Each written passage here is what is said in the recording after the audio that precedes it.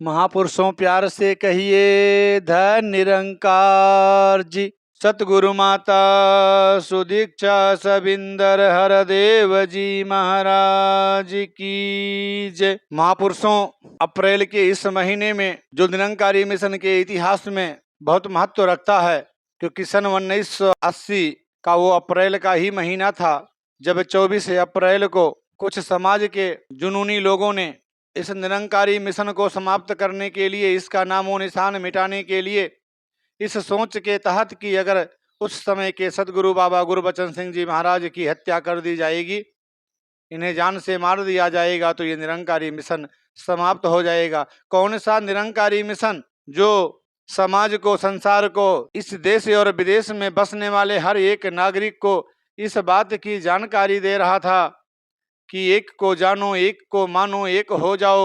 जो खुलेआम ये कह रहा था कि आओ रब का दर्शन कर लो, पैगाम है हर इंसानों को।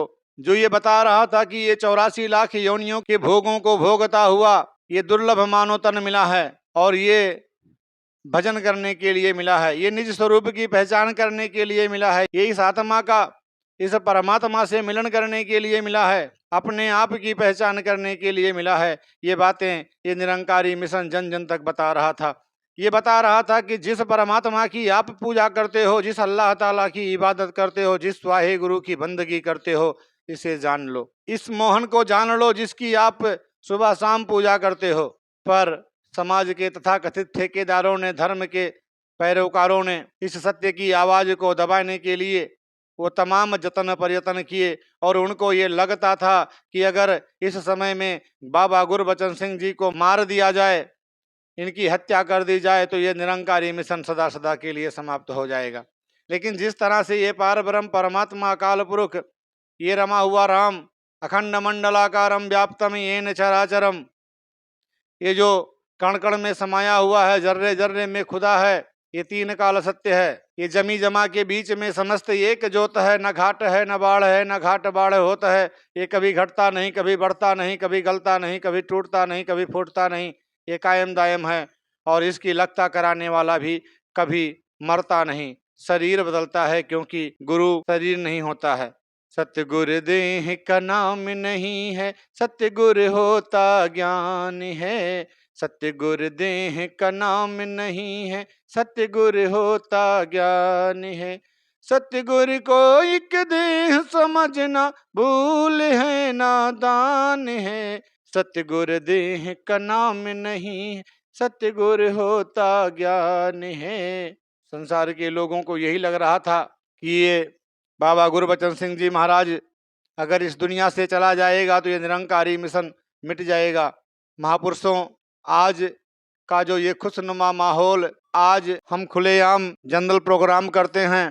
शहर का ऐसा ही कोई कोना होगा, देश का ऐसा ही कोई जिला होगा जिस जिले में निरंकारी सत्संग भवन नहीं है। सुबह सत्संग होती है भवनों पे, शाम को सत्संग, नियमित सत्संग हो रही हैं। खुलेआम इस निरंकार, इस परमात्मा का यशोगान हो रहा है, गुणगान हो रहा है। लेकिन वो समय, वो हालात दूसरे थे। तब निरंकारी शब्द अपने आप में महामारी थी। अपने आप को निरंकारी कहना भी उस समय दुश्वार था। उस समय के सरकारें भी जोर शोर से लगी हुई थी कि इसे किसी तरह से मिटाया जाए, क्योंकि इस सत्य के प्रचार से तथाकथित धर्म के ठेकेदारों की दुकानें बंद हो रही थी। लोग वास्तविकता को समझ करके बड़ी ही तेजी के साथ इस मिशन के साथ जुड़ रहे थे और जैसे जैसे संख्याएं बढ़ती जा रही थी इस सत्य के जानने वालों की, वैसे वैसे विरोध भी बढ़ता जा रहा था। इसी विरोध की आंधी को समाप्त करने के लिए, इसी जुल्म सितम को समाप्त करने के लिए उस समय के सतगुरु बाबा गुरबचन सिंह जी महाराज ने अपने प्राणों तक की आहुति दी। किसके लिए? हमारे और आपके लिए, कि हम सभी सुकून से बैठ करके, हम सभी आनंद से बैठ करके इसे आनंद कंद सच्चिदानंद, इसे पार ब्रह्म परमात्मा, इस निरंकार का गुणगान कर सकें, इसका यशोगान कर सकें। ये ज्ञान, ये ब्रह्म की दात जो हमें मिली है, इतने आसान नहीं है। ये सदगुरु का बिरद है, इसे हम कदाचित कभी हल्के में ना लें। आइए मानवता के मसीहा, इंसानियत के मसीहा सतगुरु बाबा गुरबचन सिंह जी महाराज के कुछ प्रेरक प्रसंगों को सुनते हैं और समझने की कोशिश करते हैं कि सिर्फ कहने को नहीं, आज निरंकारी मिशन की जितनी भी पातशाहियां हैं, चाहे भले वो समय के सतगुरु माता सुदीक्षा सविंदर हरदेव जी महाराज हों, ये बातों से नहीं अपने कर्मों से इस बात की लगता कराते हैं, हमें चेतन करते हैं, हमें बताते हैं कि ज्ञान कर्म के संगम से ही स्वर्ग बनेगा घर संसार। जहाँ ज्ञान दे करके हमारा लोक सुखी और परलोक सुहेला कर दिए हैं, जहाँ ज्ञान दे करके हमारा परलोक सुहेला कर दिए हैं, वहीं कर्मों के द्वारा हमें सिखा रहे हैं कि इस लोक में भी हम सुकून से चैन से कैसे रह सकते हैं, कैसे जी सकते हैं। इन्हीं बातों को सतगुरु बाबा गुरबचन सिंह जी महाराज अपने कर्मों द्वारा करके दिखा रहे हैं। तो दास जीवांत शिक्षक नामक पुस्तक से सतगुरु बाबा गुरबचन सिंह जी महाराज के कुछ प्रेरक प्रसंग, कुछ घटनाएं लेकर के आपके समक्ष उपस्थित है। इसी याचना कामना प्रार्थना के साथ कि इसके बोलने के दरमियान जो कुछ गलतियां होंगी उसे नादान बच्चा समझकर बख्श लीजिएगा। अपनी कृपा दृष्टि, दया दृष्टि, अपना बरद हस्त दास और दास के पूरे परिवार पर बनाए रखिए, जिससे हम भी इस रमे हुए राम इस पार ब्रह्म परमात्मा का दीदार करते हुए, सतगुरु पर एतबार करते हुए, आप संत महापुरुषों से प्यार करते हुए, सतगुरु के आदेशों उपदेशों पर चलकर अपना लोक सुखी और परलोक सुहेला कर पाएं। सतगुरु बाबा गुरबचन सिंह जी घरेलू सुखों को कायम रखने की प्रेरणा सदा अपने गुरसिखों को दी और समझाया कि जिनके हृदय में गुरु की शिक्षा दृढ़ हो जाती है, उन्हें घर में भी सुख शांति और सत्कार मिलता है और बाहर भी शान के साथ सिर ऊंचा करके चल पाते हैं। इस सिखलाई ने घरों का नक्शा बदल दिया। घरों में बेटी और बहू, सास और बहू, ननद और भाभी, देवरानी, जेठानी आदि सब रिश्ते केवल प्रभु प्रेम के सूत्र में बांधे गए। भेदभाव खत्म होते ही एक दूसरे को समझने लायक हो गए। यहीं बस नहीं, यदि कहीं कोई गुरसिख अपने कर्तव्यों से भटक गया या भक्ति मार्ग से इधर उधर हो गया, तो भी आपने उसे उसके हाल पर बेसहारा नहीं छोड़ दिया, बल्कि उसे चेतन किया कि वह अपनी चिंता, परेशानी और दुख का कारण दूर करने की कोशिश करे। कोई एक दो परिवारों के मसले ऐसे होते भी तो उन्हें हल करने में आप अपना भोजन, आराम, नींद तक भूल जाते और जब तक दोनों पक्षों की तसल्ली ना हो जाती तब तक अपना अमूल्य समय उन्हीं पर लगा देते। आपका निर्णय क्योंकि निष्पक्ष और दोनों पक्षों के लिए हितकारी होता, इसलिए दोनों खुशी खुशी फिर मिल जाते। आपकी सीख सदा यही रही कि गुरसिख का गुस्सा पानी पर लकीर की तरह होता है। आप सदा समझाते कि यदि विचारों में अंतर होने के कारण कहीं मन मुटाव या कोई ऊंची नीची बात हो जाए तो दूसरे संत के लिए और अपने लिए भी इस दातार प्रभु से सुमति मांगो कि वह भी सुखी रहे और उसकी बदौलत आपको भी सुख मिलते रहे। आप जी ने अपने गुरसिखों को इस प्रकार संभाला जैसे घर का पिता पूरे परिवार की जिम्मेदारी संभालता है। गुरसिखों के बच्चों के रिश्ते नाते, विवाह शादी, रोजगार, व्यापार सब तरफ ध्यान दिया।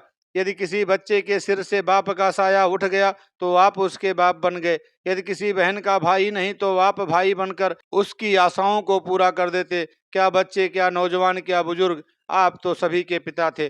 अनेकों महापुरुषों के बच्चे और बच्चियों की शादियां आपने स्वयं करवाईं।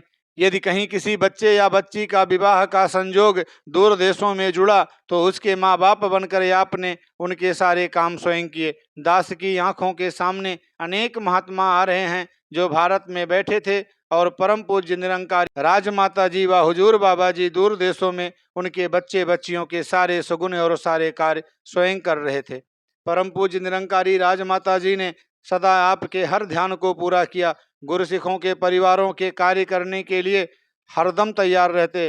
कई कई घंटों दिल्ली के भीड़ भाड़ वाले बाजारों की धूल मिट्टी बर्दाश्त करके भी अपने सेवादारों के बच्चे बच्चियों के दहेज अथवा बरी इत्यादि तैयार करते। सेवादारों के विवाह भी पूरे चाव से किए जाते और फिर उनकी घर गृहस्थी बसाने के लिए उनकी मकान, सामान संबंधी और अन्य आवश्यकताएं पूरी करने का भी ध्यान रखते।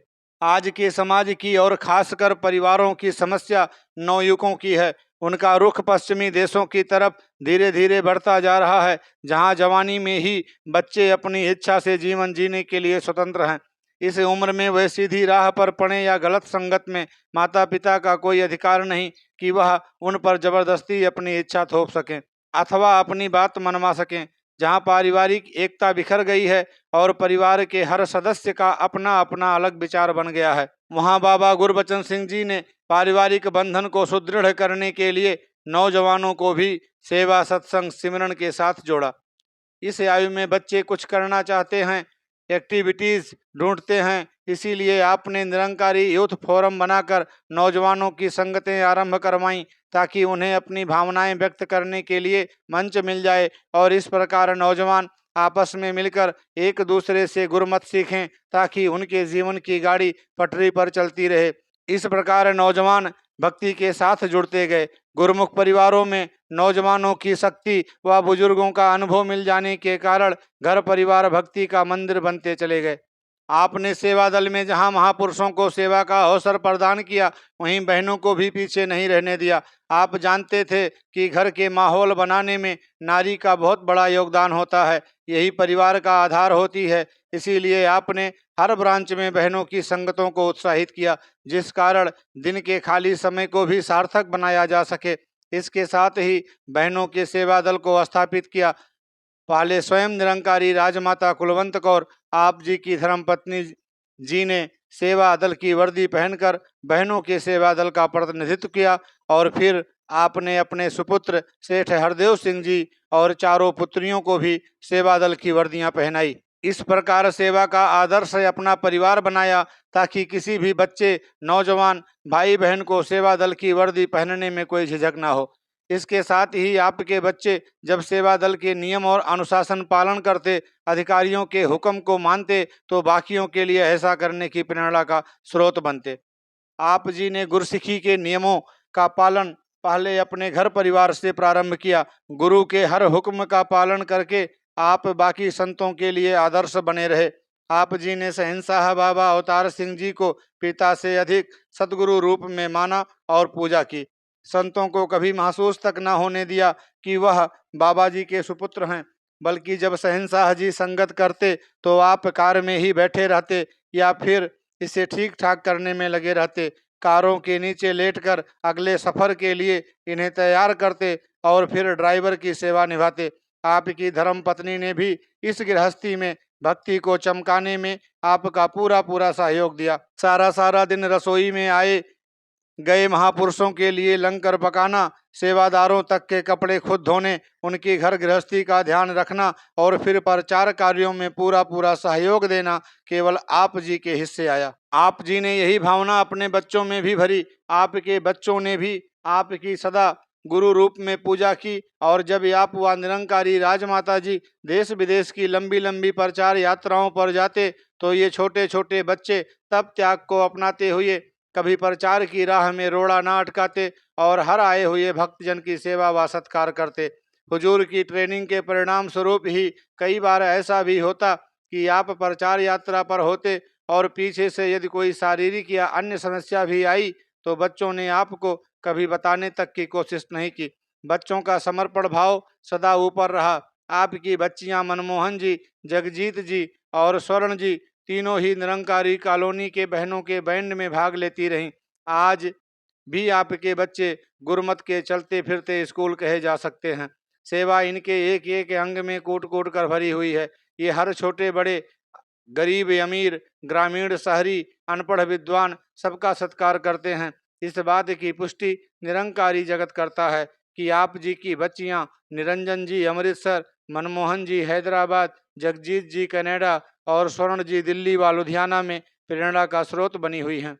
हर गुरसिख के दुख सुख, खुशी गमी में और मिशन के कार्यों को पूरा करने के लिए एक आम गुरसिख की तरह सदा आगे रहती हैं। जब भी हुक्म हुआ वह अपनी घर गृहस्थी और बच्चों के मोह से ऊपर उठकर निरंकारी राजमाता जी के साथ कई कई महीनों की दूर देशों की प्रचार यात्रा पर चली जाती हैं और सिवाय गुरमत के व मिशन के और कोई ध्यान नहीं होता। आप जी के सुपुत्र बाबा हरदेव सिंह जी आज सदगुरु रूप में संपूर्ण विश्व का कल्याण कर रहे हैं और आपके द्वारा चलाए गए अभियान को आगे से आगे बढ़ा रहे हैं। सदगुरु रूप में प्रकट होने से पहले सेठ हरदेव सिंह जी चुपचाप फोटोग्राफी, मोटर मैकेनिकी, मोटर इंजीनियरिंग और कई प्रकार की सेवाओं में कई कई घंटों लगे रहते थे। इस प्रकार हम देखते हैं कि बाबा गुरबचन सिंह जी ने अपने परिवार में भक्ति का वह रंग भरा जो संसार के लिए एक आदर्श के रूप में सामने आया। आपने आदर्श परिवार का कोई शाब्दिक चित्र ही नहीं खींचा या केवल भाषण ही नहीं दिए, बल्कि उन आदर्शों को जी कर दिखाया। बाबा गुरबचन सिंह जी की सामाजिक देन भी अनमोल थी। समाज कोई ईंट पत्थर या संगमरमर से बनी हुई ऊंची ऊंची इमारतों अथवा बड़ी बड़ी योजनाओं का नाम नहीं। समाज तो व्यक्तियों और घर परिवारों का वह समूह है जिनका रहन सहन, संस्कृति, खान पान और मन बहलाने के साधन एक समान हो। आपने मानव समाज को एक इकाई के रूप में देखा और समझाया कि भौगोलिक पक्ष से देशों की दूरियां, सीमाएं तो बेशक रहें, लेकिन मानवीय समाज फिर भी एक हो सकता है यदि हर मानव की विचार और भावना पाक, पवित्र, तप त्याग वाली व शुद्ध हो। आपने इंसान को केवल इंसान ही माना, कभी किसी को भी हिंदू, सिख, मुसलमान अथवा ईसाई नहीं माना। आप हमेशा कहा करते थे कि मनुष्य का पहनावा, भाषा, रहन सहन, भोजन व रीति रिवाज चाहे अलग अलग हों, लेकिन यदि एक परम सत्ता का ज्ञान अर्थात पहचान हो जाए और मानवता वाली सोच बन जाए तो इस अनेकता में एकता संभव है। फिर यह भिन्नता तंग नहीं करती, मानव समाज को और सुंदरता प्रदान करती है। जैसे एक बाग में भिन्न भिन्न रंग, रूप या आकार के फूल होते हैं, हम उन फूलों को तोड़कर एक गुलदस्ता बनाते हैं तो यह भिन्नता एकता के सूत्र में बंधकर गुलदस्ते की शोभा बढ़ाती है। प्रभु की बनाई हुई इस सुंदर प्रकृति में कितनी भिन्नता है। धरती को ही ले लें तो कहीं नदियां नाले, कहीं ऊंचे ऊंचे पर्वत, तो कहीं सुंदर वादियां हैं। इस ब्रह्मांड में सूर्य जैसे तपते हुए ग्रह और चंद्रमा जैसे शीतल ग्रह भी हैं, लेकिन यह सारी भिन्नता ही मन को अच्छी लगती है। भिन्नता मानो मन को लुभाती है। यदि हम मैदानों में रहते हैं तो पहाड़ों पर जाने की कोशिश करते हैं, और यदि समुद्र के किनारों पर रहते हैं तो मैदानों में रहने की तमन्ना करते हैं। भोजन खाने के समय भी एक ही दाल सब्जी रोज रोज खाना पसंद नहीं करते, उनमें भी भिन्नता मांगते हैं। जिस दिन भोजन भिन्न और बढ़िया हो उसे दावत का नाम दे देते हैं। जिस दिन अच्छे अच्छे कपड़े पहने हों तो उस दिन लोग पूछते हैं क्या किसी ब्याह शादी या पार्टी पर जा रहे हो। ठीक इसी प्रकार मानवीय समाज में भाषा, पहनावे, शिक्षा, धन दौलत, पदवी आदि की भिन्नता में ही इसकी खूबसूरती है। यह भिन्नता मानो एकता में किसी भी तरह बाधा नहीं। बाबा जी का उपदेश सदा यही रहा, एक को जानो, एक को मानो, एक हो जाओ। आपने सीधे और स्पष्ट तौर पर फरमाया कि मेरा ज्ञान मनुष्य की आत्मा के लिए है। मैं तो मनुष्य की आत्मा को इस परमात्मा के साथ जोड़कर मानव को मानव के नजदीक करने आया हूँ। मैं बोतलों के लेबल बदलने के लिए नहीं, बल्कि इनके अंदर का विष निकालकर इनमें अमृत भरने के लिए ज्ञान बांट रहा हूँ। जो भी इस अजय शक्ति प्रभु को जीवन में शामिल कर लेगा उसका लोक सुखी और परलोक सुहेला बन जाएगा। आपने ब्रह्म ज्ञान देकर आत्मिक तौर पर मानव को इतना ऊंचा उठा दिया कि किसी सच्चे निरंकारी के मन में यह ख्याल ही नहीं आता कि कोई छोटी जाति का है या बड़ी जाति का। आपने जाति पाति के कोढ़ को जड़ से ही समाप्त करने के यत्न किए, अंतरजातीय विवाहों का सिलसिला आगे बढ़ाया और समझाया कि विवाह के समय लड़के लड़की के गुण, कर्म, स्वभाव, मेलजोल, कदकाठी अवश्य देखे जाएं ताकि गृहस्थी की गाड़ी ठीक चल सके, लेकिन जाति पाति की तरफ बहुत ध्यान देकर कहीं योग्य रिश्ते ठुकरा ना दिए जाएं। आप जी ने कई बच्चे बच्चियों के अंतरजातीय विवाह किए। आपने छूत अछूत का मन में ध्यान तक नहीं आने दिया। शारीरिक सफाई और आसपास की सफाई अलग बात है, इस तरफ तो हर एक का ध्यान देना जरूरी है। स्वास्थ्य नियमों का पालन तो हर एक ने करना है, लेकिन कभी किसी निरंकारी को महसूस तक नहीं होता कि जिसके घर मैं सत्संग कर रहा हूँ, जिसके साथ मेरे दिल की अनेक भावनाएं जुड़ी हैं, उसकी जाति बिरादरी कौन सी है। बाबा जी ने नर पूजा नारायण पूजा का केवल नारा ही नहीं दिया, बल्कि नर की पूजा करवाई भी। समाज के लोगों को निरंकारी मिशन की अगर कोई बात अच्छी नहीं लगती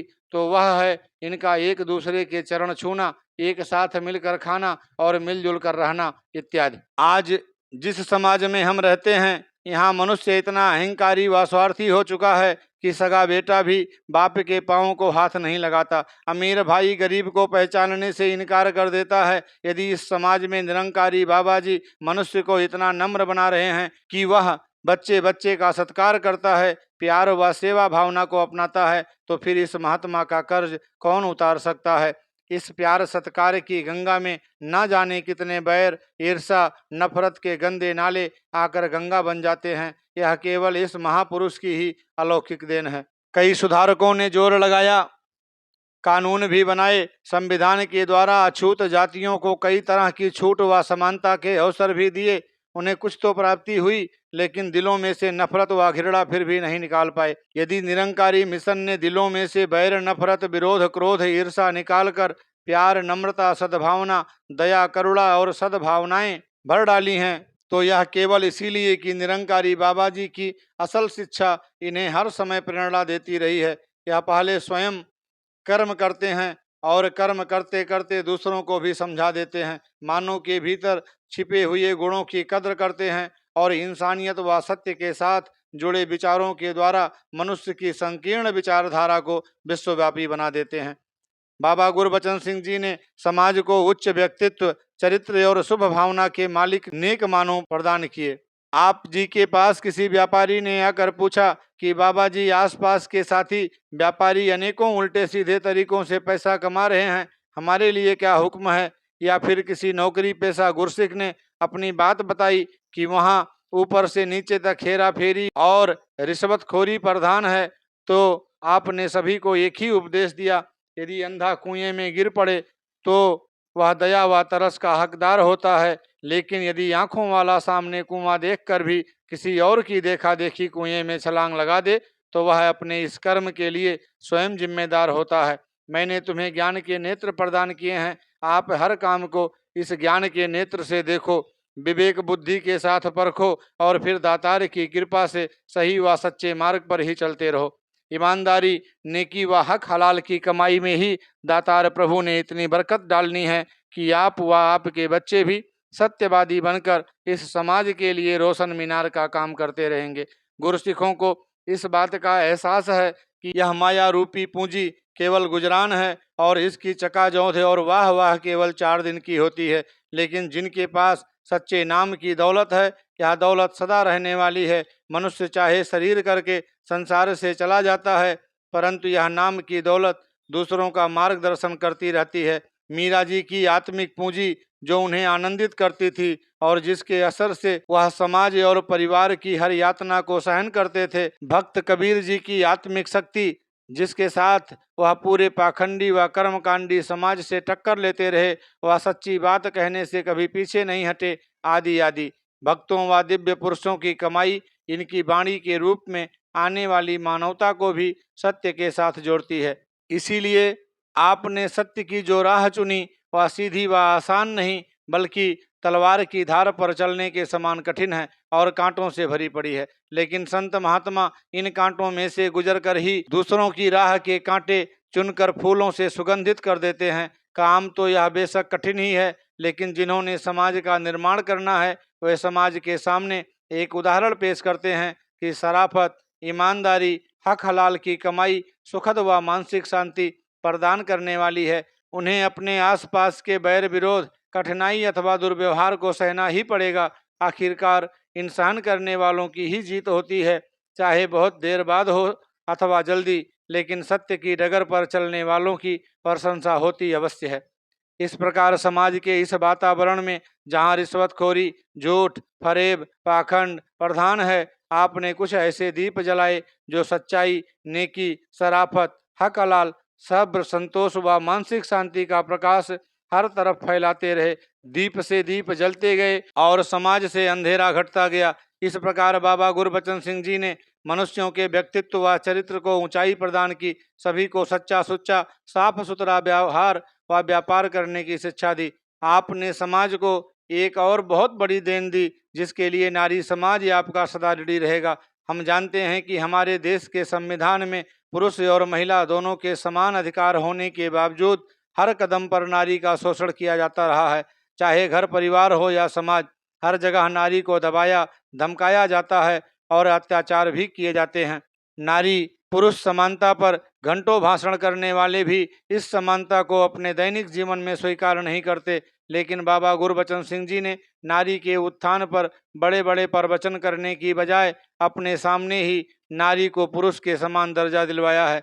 आप जी ने अपनी धर्म पत्नी निरंकारी राजमाता कुलवंत कौर जी को अपने साथ मंच पर बिठाया, उम्र भर हर प्रचार यात्रा पर अपने साथ रखा, हर कॉन्फ्रेंस व मीटिंग में उन्हें अपने समान आदर सत्कार दिलवाया। आपने गृहस्थी लोगों को गृहस्थ जीवन में प्रवेश के समय ही निरंकारी लावा के द्वारा यह शिक्षा प्रदान की कि सुखी गृहस्थ जीवन के लिए एक दूजे दा एक दूजे ते एक जे हाँ अधिकार है और दो दिलां बिच जोत साझी एकता ते प्यार दी। इस प्रकार आपके द्वारा निरंकारी लाभों का चलन जो शादी के समय पढ़ी जाती है पूर्ण रूप से सुखी गृहस्थ का संविधान कही जा सकती है। पति पत्नी एक दूजे को यदि प्रभु का रूप समझकर आदर सम्मान दें तो आगे चलकर बच्चे भी इसी सांचे में स्वतः ढल जाएंगे। उनमें छोटी आयु में ही जीवन के ऊंचे ऊंचे मानवीय मूल्य भर जाएंगे। यहीं बस नहीं, आपने मिशन के अन्य कार्य क्षेत्रों में भी नारी जात को आगे बढ़ने के अवसर प्रदान किए हैं। कई गुरुमुख नारियों को प्रचार प्रसार व कई अन्य को प्रबंध व्यवस्था का कार्यभार सौंपा है। यदि मंडल की हर ब्रांच में पुरुषों का सेवा दल व अधिकारी है तो वहाँ बहनों का सेवा दल व अधिकारी भी है। सेवा के हर क्षेत्र में बहनों का सेवा दल भाइयों के सेवा दल के साथ हाथ बटाता है। इस सद्गुरु ने अपने भक्तों को ऐसी सुंदर शिक्षा प्रदान की है कि यह सब खुद को एक विशाल परिवार का सदस्य मानते हैं। सभी आपस में प्रीत प्यार के भावनात्मक सूत्र में बस जाते हैं। यही कारण है कि समागम इत्यादि के शुभ अवसर पर लाखों की गिनती में इकट्ठे होकर एक ही छत के नीचे बहनें, भाई, बच्चे, बुजुर्ग कई कई दिन तक एक परिवार की भांति रहते हैं। आधी रात को भी यदि ड्यूटी के संबंध में अथवा शौचालय आदि के लिए किसी बहन को अकेले ही जाना पड़ जाए तो उसके मन में कोई भय नहीं होता, क्योंकि उसे ऐसा लगता है जैसे वह अपने घर में ही घूम रही हो और उस घर का आंगन कई मीलों तक फैला हो। इस प्रकार जहाँ आपने स्त्री को पुरुष के समान हक, सम्मान व सत्कार प्रदान किया है, वहीं नारी जाति का मनोबल भी इतना ऊंचा उठाया है कि उसमें हर काम करने का साहस उत्पन्न हो चुका है। संत निरंकारी मंडल की प्रबंध व्यवस्था व प्रचार में ही नहीं बल्कि जीवन के हर क्षेत्र में आपने माता पिता को इस बात के लिए प्रेरित किया कि वे लड़कियों को भी लड़कों के समान शिक्षा दिलवाकर उन्हें प्रगति के अवसर प्रदान करें। आज अनेकों ही ऐसी बहनें व बच्चियां मिलती हैं जो सांसारिक तौर से बड़े ऊंचे ऊंचे पदों पर कार्य कर रही हैं। वे पराया कहती हैं कि यदि बाबा गुरबचन सिंह जी ने हमारी उच्च शिक्षा के लिए हमारे माता पिता को प्रेरित ना किया होता तो शायद हम इस स्तर तक कभी ना पहुंच पाती। हमारे पास पैसे व साधन उपलब्ध नहीं थे, लेकिन बाबा जी ने वह सब कुछ उपलब्ध करा दिया जिससे हमारी प्रगति का मार्ग आसान हो पाया। अर्थात चाहे घर परिवार था या समाज या फिर प्रबंध व्यवस्था, प्रचार, व्यापार अथवा नौकरी, आपने नारी जाति को हर तरह से आगे बढ़ाया और साथ साथ उनका साहस भी बढ़ाते रहे।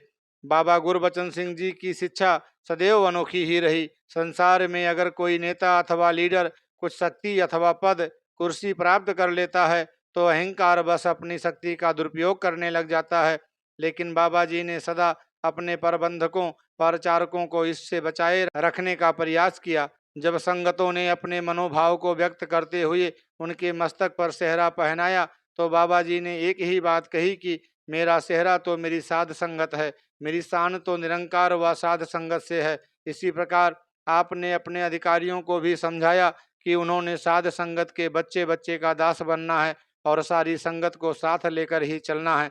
आपने स्पष्ट शब्दों में कहा कि कोई भी अधिकारी अपनी मनमर्जी ना करे, अपने अधिकारों का दुरुपयोग ना करे। साथ ही साथ चेतन भी किया कि सेवा अधिकारियों ने भी करनी है और सत्संग सुमिरन के बिना उनका गुजारा भी संभव नहीं। जो अधिकारी बने हैं उन्हें कोई ऊंची पदवी नहीं बल्कि सेवा दी गई है। यह अधिकारी प्रबंध व्यवस्था की कड़ी है, ना कि गुरु व साध संगत में कोई मध्यस्थ। इस प्रकार आपने शक्ति को सेवादारी का रूप दिया।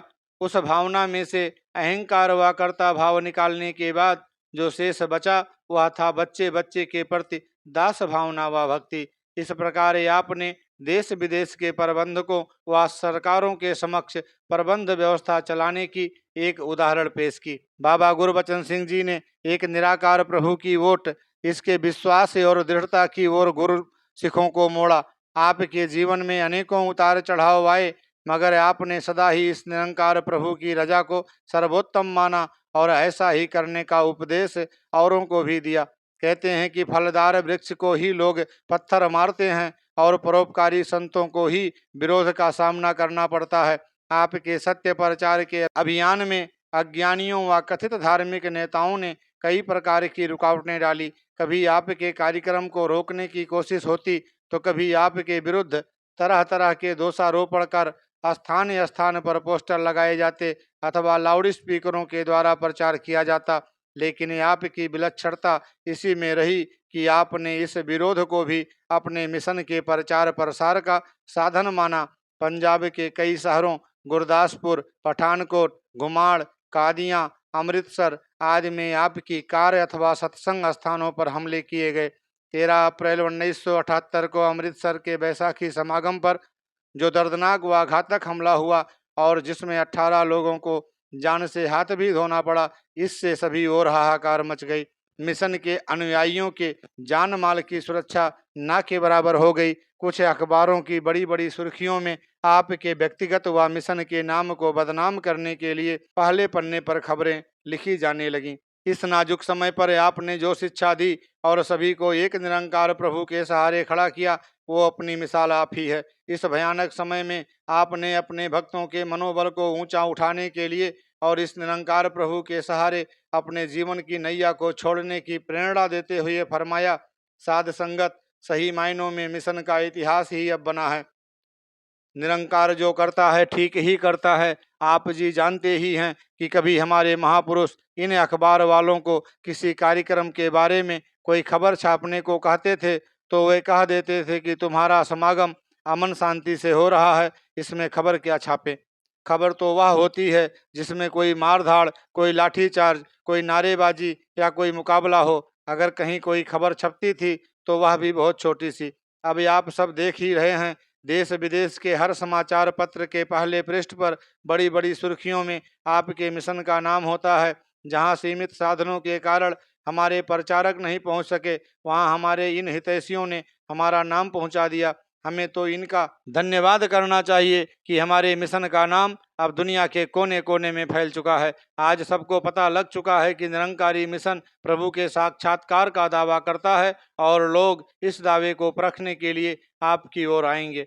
सौदा आपके पास है और आपका दावा भी सच्चा है, इसीलिए आपने कभी घबराना नहीं कि यह क्या हो रहा है। जो कुछ भी हो रहा है आपके हित और आपकी बेहतरी के लिए ही हो रहा है। आपने इस निरंकार का आसरा लिए रखना है, अपना सेवा सिमरन और सत्संग वाला कर्म करते रहना है। इस प्रकार आपने इस परीक्षा के नाजुक समय में अपने गुरसिखों के हौसले और विश्वास को बुलंद रखा। इस प्रकार चारों ओर फैले अज्ञानता रूपी अंधकार में जो कुछ ज्ञान रूपी चिराग जले, आपने उन्हें बचाए रखा ताकि उग्रवाद की वह आंधी निकल जाए और यह जलते हुए दीप लाखों और दियों को जलाने योग्य बने रहें। बाबा गुरबचन सिंह जी ने हर समय हर हाल में इंसानियत के गुणों को संभाले रखने की प्रेरणा दी। आपने जुल्म और अत्याचारों को भी नम्रता और प्रीति की ढाल से सहन करने का गुर बताया। आपने समझाया कि जैसे आंधी आने पर बड़े बड़े वृक्ष जमीन पर गिर जाते हैं, लेकिन धरती के सीने के साथ जुड़ी हुई घास का कुछ नहीं बिगड़ता, वह पल दो पल झुक जाती है, आंधियां निकल जाने पर फिर खड़ी हो जाती है। उसी प्रकार ब्रह्मज्ञानी संत हर कठिनाई को नम्रता और विश्वास की शक्ति से पार कर लेते हैं और इनका कुछ भी नहीं बिगड़ता। बाबा जी ने मानव को आशावादी बनकर जीवन की सही राह पर चलने की शिक्षा दी। करनाल के सेशन जज की कचहरी में आप पर व 63 अन्य निरंकारी महापुरुषों पर मुकदमा चल रहा था। झूठी गवाहियां भुगता कर केस की पैरवी होने लगी। कुछ महापुरुष चिंतित हो उठे। आपने उन्हें दिलासा देते हुए फरमाया, घबराओ नहीं, पैसे खर्च कर गवाह वह लाते हैं, लेकिन उन्हीं की यह झूठी गवाहियां ही तुम्हें विजय दिलाएंगी। वह भी ऐसे ही कहते हैं, झूठ के पांव नहीं होते, इसलिए यह बहुत जल्दी ही लड़खड़ा जाता है। यही बात इस केस में भी सही साबित हुई। आप व अन्य 63 संत ससम्मान बरी कर दिए गए। सत्य की विजय हुई। जब करनाल केस चल रहा था, आपको भी कभी कभी कचहरी जाना पड़ता। जज साहब ने आपसे कुर्सी पर बैठने की प्रार्थना की, लेकिन आप यह कहते हुए खड़े रहे कि मुकदमे का फैसला होने तक मैं एक मुलजिम के रूप में यहाँ आया हूँ और मेरे देश का कानून मुझ पर भी वैसे ही लागू होता है जैसे औरों पर। इस प्रकार खड़े रहकर ही हुजूर ने बयान दिया। इस प्रकार आपने देशवासियों के सामने कानून का पालन करने की भावना को उजागर किया। आप तो थे ही मर्यादा पुरुषोत्तम, इसका एहसास निरंकारी भक्तों को ही नहीं बल्कि समाज के बुद्धिजीवियों को भी था। आपके पास देश व समाज के बड़े बड़े नेता मार्गदर्शन प्राप्त करने को आते। आप उन्हें पूर्ण सत्कार व सम्मान देते, साथ ही मार्गदर्शन भी। देश में अन्न संकट आया अथवा पेट्रोल संकट, आपने एक अच्छे नागरिक की तरह इन संकटों को दूर करने में अपना पूर्ण योगदान दिया। निरंकारी कॉलोनी के पास पड़ी बंजर भूमि से ऊपर वाली सारी मिट्टी हटाकर, रोड़े पत्थर हटाकर आपने वह फसल पैदा कर दिखाई कि बड़े बड़े कृषि वैज्ञानिक भी हैरान रह गए। केवल किसी चमत्कार या जादू द्वारा नहीं, बल्कि मेहनत, विश्वास, लगन व प्रेम से किए गए कर्मों के द्वारा यह संभव कर दिखाया। वह धरती जो बंजर घोषित की जा चुकी थी, उसमें से ही ऐसी उपजाऊ शक्ति पैदा हुई कि इसी जमीन का बीज पंजाब तथा अन्य कई राज्यों के किसानों को बीजने के लिए बांटा गया। इस प्रकार आपने प्रमाणित कर दिखाया कि जो जमीन देश में बेकार पड़ी है, जिसे बंजर अथवा कल्लर घोषित किया जा चुका है, यदि यही जमीन मेहनती लोगों के हाथों में सौंप दी जाए तो इसमें से अनाज पैदा करके वे अन्न संकट दूर करने में सहायता कर सकते हैं। इसी प्रकार पेट्रोल संकट के समय आपने दिन रात एक करके निरंकारी वर्कशॉप में पेट्रोल के इंजनों को डीजल व तारपीन के तेल से चलने लायक बनाया और इस प्रकार देशवासियों के सामने इस समस्या का प्रैक्टिकल हल प्रस्तुत किया। एक अच्छे नागरिक की भांति आपने देश की हर समस्या से निपटने में अपना योगदान दिया और अपने अनुयायियों को भी देश के कानूनों का पालन करने का उपदेश देते रहे। बाबा गुरबचन सिंह जी तो संसार में आए ही सारी मानव जाति के लिए थे। आपके हृदय में हर मानव को सुखी करने की तड़प व जज्बा भरा हुआ था। आपका तो संपूर्ण जीवन ही सफर बनकर रह गया था। दिन सफर, रात सफर, यह सफर इसलिए कि हर मानव जीवन सफल और सुखद हो सके। आपने इस सत्य को केवल देश के कोने कोने में ही नहीं फैलाया, बल्कि दूर देशों में भी मानव कल्याण की भावना प्रचारित करनी आरंभ की और शायद ही दुनिया का कोई ऐसा भाग हो जहां आपके जीवन काल में यह सत्य की आवाज ना पहुंची हो। आप स्वयं तो लंबी लंबी प्रचार यात्राएं करते ही थे। आपकी प्रेरणा से प्रचारक संतों की कई टोलियां भी विदेशों की धरती पर इस सत्य संदेश को फैलाने के लिए चल पड़ी। आपने कई बच्चे बच्चियों के विवाह संजोग उन देशों के रहने वाले बच्चे बच्चियों के साथ जोड़कर पूर्व व पश्चिम की सभ्यता को इकट्ठा कर दिया। 1967 में जब आपने इंग्लैंड और मिडिल ईस्ट का पहला टूर प्रोग्राम बनाया तो उस समय इन देशों में उंगलियों पर गिने जाने लायक ही ज्ञानवान महापुरुष थे। संत निरंकारी मंडल की आर्थिक अवस्था भी बहुत अच्छी नहीं थी। आपने हर तरह से सोच समझकर मंडल के पैसे को खर्च करके प्रचार के कार्यों के लिए पैसा बचाने और इस्तेमाल करने का आदेश दिया। आपने इस टूर में ही ईरान से एक बैन खरीदकर रास्ते की सभी मुश्किलों को सहते हुए रात्रि सड़क के किनारे तंबू लगाकर और कई कई दिन ब्रेड खाकर भी प्रचार के कार्य को प्राथमिकता दी। आपके इस टूर से इंग्लैंड के अलावा यूरोप में और कई स्थानों पर संगतें होने लगी। आपकी प्रैक्टिकल शिक्षा और मानवता के प्रति अथाह प्रेम ने यूरोप के कई देशों में आत्मिक प्रेम गंगा का प्रवाह चला डाला। उस समय आपने जिस देश में चरण डाले, आज वहाँ संगतें स्थापित हैं। Sweden, Denmark, Germany, France, Italy, Spain, Belgium, Holland, Austria, Greece, कहीं भी चले जाएं संत महापुरुष मिल जाएंगे। आपके अथक प्रयास व प्रभु इच्छा के अनुसार आपके समय में ही भारत की तरह इंग्लैंड, अमेरिका, कनाडा में दैनिक साप्ताहिक संगतें और बैसाखी समागम 13 अप्रैल, जगत माता दिवस 15 अगस्त, माघी समागम 13 जनवरी आदि शुरू हो चुके थे। आपकी यह बख्शिश ही रही कि दूर देशों में भी प्रचार फैलाने का उत्साह भारत की तरह सदा बुलंदियों पर रहा। भारतीय दूतावासों ने भी भारतीय संस्कृति व धर्म के इस सच्चे दूत का सदैव हृदय से स्वागत किया। दूसरी बार 1969 में जब आप इंग्लैंड गए तो ज्ञानवान संतों की गिनती इतनी बढ़ चुकी थी कि समागम बड़े बड़े हालों में रखे गए। 1970 के टूर में तो सेवा दल भी हर ब्रांच में इतना हो चुका था कि आपके आने के समय सेवा दल की भी रैली हुई। 1971 में तो मिशन की जड़ें इस धरती पर पूर्ण रूप से फैल चुकी थीं। अब ऑक्सफोर्ड, बेडफोर्ड, बुलवर, हैम्पटन आदि शहरों में भी संगतें स्थापित हो गईं। इंग्लैंड में उस समय भारतीय मूल के निवासी बहुत कम थे, इसलिए वे अक्सर अपने बच्चों की शादियां कमरों में ही किया करते थे। लेकिन बाबा गुरबचन सिंह जी क्रांतिकारी थे। उन्होंने समागम के दौरान ही एक बहुत बड़े हाल में 5-6 सामूहिक शादियां करवाकर वहां पर रहने वाले भारतीय समाज में एक नया उत्साह भर दिया। ना कोई दिखावा, ना आडंबर, ना कोई लेन देन की शर्त। इसी प्रकार सादा शादियों की शुरुआत भारत के साथ साथ आपने दूर देशों में भी कर डाली और हर भारतीय को एक नई दिशा प्रदान की। अब बाबा जी का ध्यान दूर देशों में भवन निर्माण की तरफ गया। कई बड़े शहरों में भवनों के लिए हाल, चर्च या कोई अन्य जगह जो ठीक या योग्य लगी, खरीद ली। आपके जीवन काल में ही इंग्लैंड में बर्मिंघम में 2 और लिस्टर में 1, इसी प्रकार कनाडा में टोरंटो और अमेरिका में शिकागो में भवन खरीदे जा चुके थे। लंदन में भवन खरीदने के लिए आप ये आदेश दे आए थे। इंग्लैंड में ही सज्जन स्टडी सर्कल बनाया गया, जहां हर साल 3-4 बार किसी दिए हुए विषय पर विचार विमर्श होता। बाबा गुरबचन सिंह जी दृढ़ निश्चय के मालिक थे। आप जानते थे कि जहां इंसान खुद शारीरिक तौर पर नहीं पहुंच सकता, वहां लेखनी तो पहुंच सकती है। इससे भी अधिक यदि इंसान आध्यात्मिक साहित्य पढ़ेगा तो उसके विचार भी ऊंचे पाक व पवित्र बनेंगे।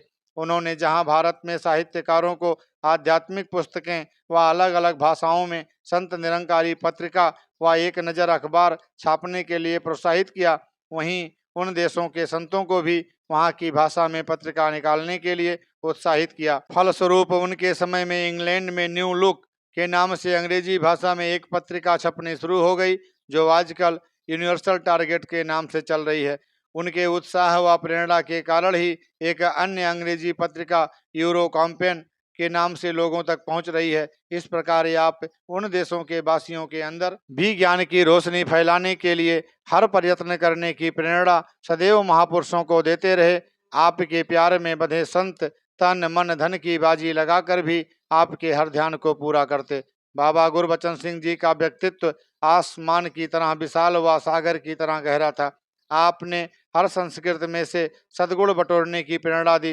भारतीय मूल के बच्चे जो दूर देशों में पैदा हुए, पले और बढ़े हुए व उसी संस्कृति में ढल गए, आपने उन्हें भी अपनी मातृभाषा और संस्कृति के साथ जोड़ा।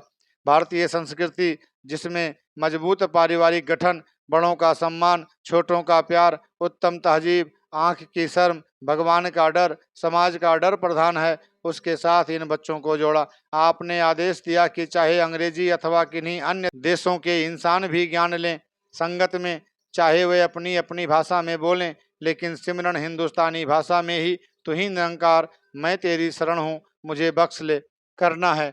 आपने वहाँ के बच्चों को भारतीय भाषा, संस्कृति, संगीत और कल्चर को अपनाने की प्रेरणा दी। फलस्वरूप आज इन देशों के बच्चे हिंदुस्तानी आध्यात्मिक ग्रंथों को पढ़ते व मातृभाषा बोलते दिखाई देते हैं। इन नौजवानों के साथ मेल जोल रखने व भारत में जो संत सदा परोपकार में लगे रहते हैं, उनकी घरेलू आर्थिक स्थिति का ध्यान रखते हुए आपने उनके बच्चों को कनाडा, अमेरिका, इंग्लैंड और ऑस्ट्रिया आदि खुशहाल देशों में भेजा, ताकि वे स्वयं भी खुशहाल रहें, अपने माता पिता का भी ध्यान रखें और वहां जाकर मिशन का प्रचार करें।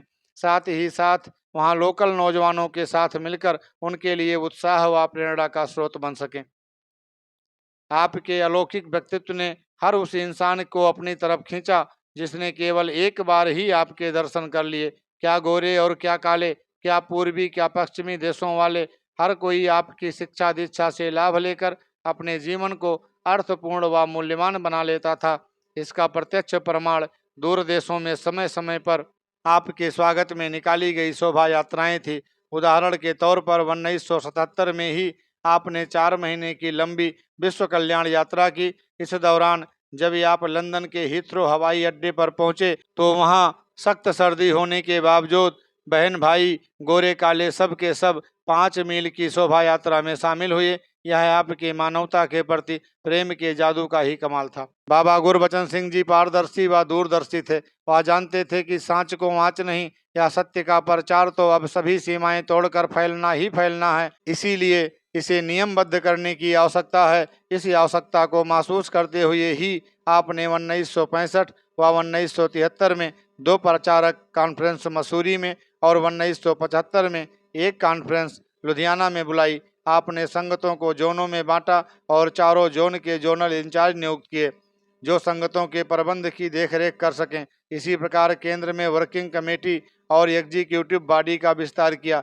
आपने नौजवानों के जोश को प्रचार में प्रयोग करने के लिए बुजुर्गों को सलाह दी। नौजवानों को नशाबंदी अपनाकर साहित्य प्रचार और संगत के कार्यों में तथा सेवा दल के कार्यों में बढ़ चढ़कर भाग लेने की प्रेरणा दी। इसी प्रकार दूर देशों में भी आपने वहां के राजनैतिक ढांचे के अनुसार संत निरंकारी मंडल के अधिकारी व सदस्य नियुक्त किए ताकि यह प्रचार का कार्य हर देश में सरल ढंग से हो सके। इस प्रकार जीवन का शायद ही कोई पक्ष हो जिस तरफ बाबा गुरबचन सिंह जी ने व्यक्तिगत तौर पर ध्यान न दिया हो। यह आपकी विशालता व सत्य की आवाज को अतिशीघ्र हर मानव तक पहुंचाने की तड़प ही थी। कौन जानता था कि 14 अप्रैल 1980 को चंडीगढ़ में हो रहे बैसाखी समागम पर यह मर्यादा पुरुषोत्तम शब्दों के माध्यम से साध संगत से मानवता हेतु बलिदान की आज्ञा ले रहा है। आपने हजारों की संख्या में एकत्रित संत समाज के समक्ष यह वचन कहे, साध संगत, आपका गुरु कोई शरीर नहीं। कभी भी मन में यह ख्याल नहीं लाना कि यह मिशन किसी एक शरीर के साथ जुड़ा हुआ है। दातार किसी भी शरीर से काम ले सकता है। यह मिशन तो सत्य का मिशन है। यदि एक गुरबचन सिंह का शरीर चला भी गया तो यह मिशन फिर भी रहेगा। जैसे शहंशाह बाबा अवतार सिंह जी ने फरमाया था कि एक अवतार सिंह को मारने की सोचने वालों को शायद यह पता नहीं कि आज निरंकारी मिशन का बच्चा बच्चा अवतार सिंह है। किस किस को मारोगे। उसी प्रकार आज यह देश विदेश में फैले निरंकारी मिशन का हर बच्चा गुरबचन सिंह का रूप है। बाबा गुरबचन सिंह कोई शरीर नहीं जिसे खत्म कर देने से यह मिशन खत्म हो जाएगा। बाबा गुरबचन सिंह का शरीर चाहे चला भी जाए तो भी यह सत्य का मिशन प्रफुल्लित होता रहेगा।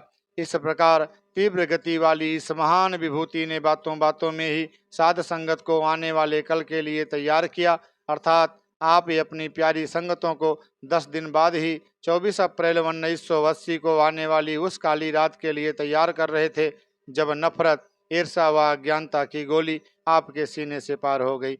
इस प्रकार बाबा गुरबचन सिंह जी अगर जिए तो मानवता की खातिर और अगर प्राणों की आहुति दी तो वह भी मानवता की खातिर। यह सत्य का सूर्य तो आज भी माता सुदीक्षा सबिंदर हरदेव जी के रूप में चमक रहा है और आज भी मानवता तक पहुंच रही है। वही ज्ञान की किरणें जिनकी रोशनी में हर मानव अपनी सकारात्मक राह चुन रहा है। इस प्रकार इस अद्भुत शिक्षक ने अपने अद्भुत व्यक्तित्व का कमाल दिखाकर मानव को मानव के साथ जोड़कर प्रेम व मिठास की सदैव बहने वाली धारा बहाकर हर दिल में अपना निवास करके जीवन को एक व्यवहारिक दिशा प्रदान की जिसके लिए मानवता सदा आपकी ऋणी रहेगी।